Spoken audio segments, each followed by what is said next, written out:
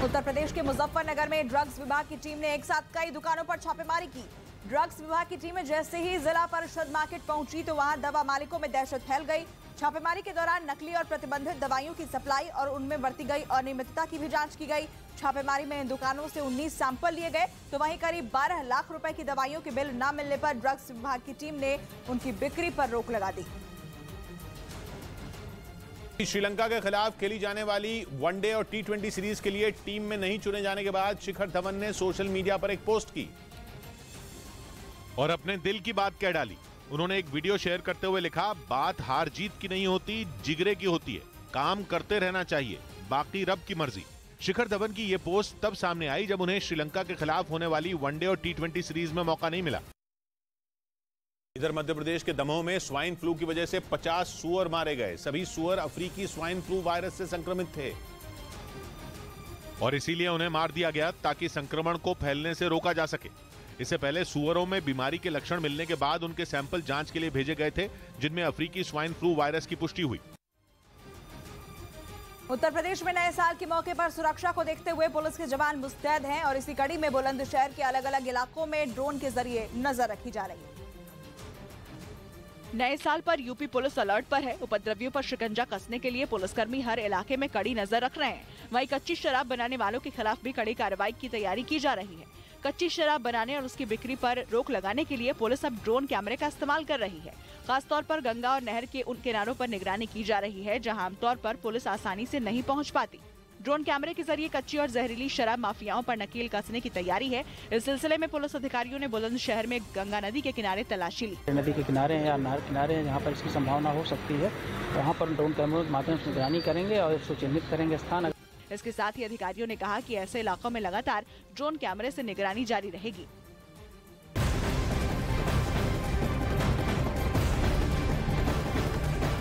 और अब खबर उत्तर प्रदेश के सहारनपुर से है। यहाँ भी पुलिस ने नए साल के मौके पर फ्लैग मार्च किया। इस दौरान बड़ी संख्या में पुलिस के जवान रेलवे स्टेशन, बस स्टैंड और चौराहे पर गश्त करते दिखाई दिए। फ्लैग मार्च में डीआईजी रेंज सहारनपुर और एसएसपी भी मौजूद रहे और इस बीच कोरोना संक्रमण को लेकर भी लोगों को जागरूक किया गया और उनसे मास्क लगाने की अपील की गई। इसके साथ ही शराब पीकर गाड़ी चलाने वालों की चेकिंग भी की गई।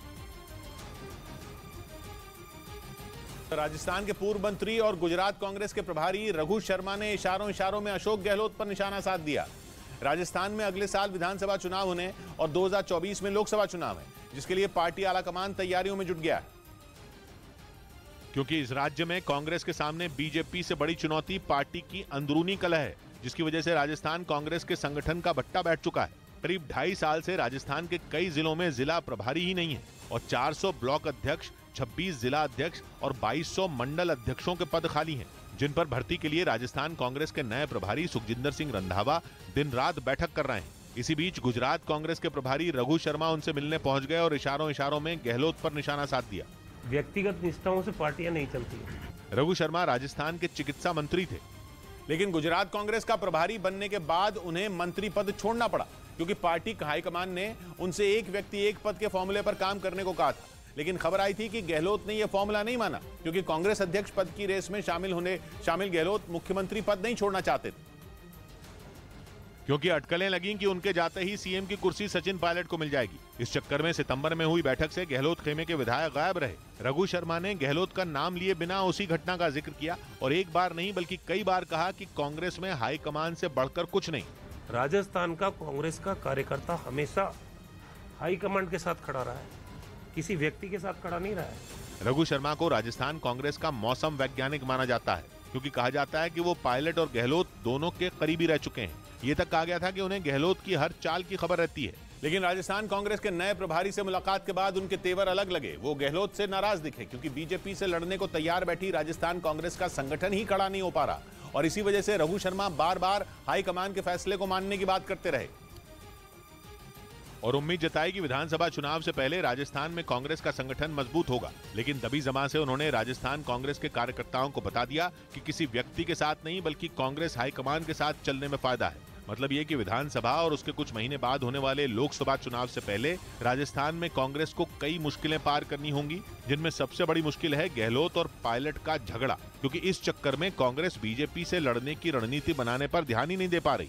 या यूं कहें कि कांग्रेस का घर का झगड़ा बीजेपी की राह के कांटे हटा रहा है।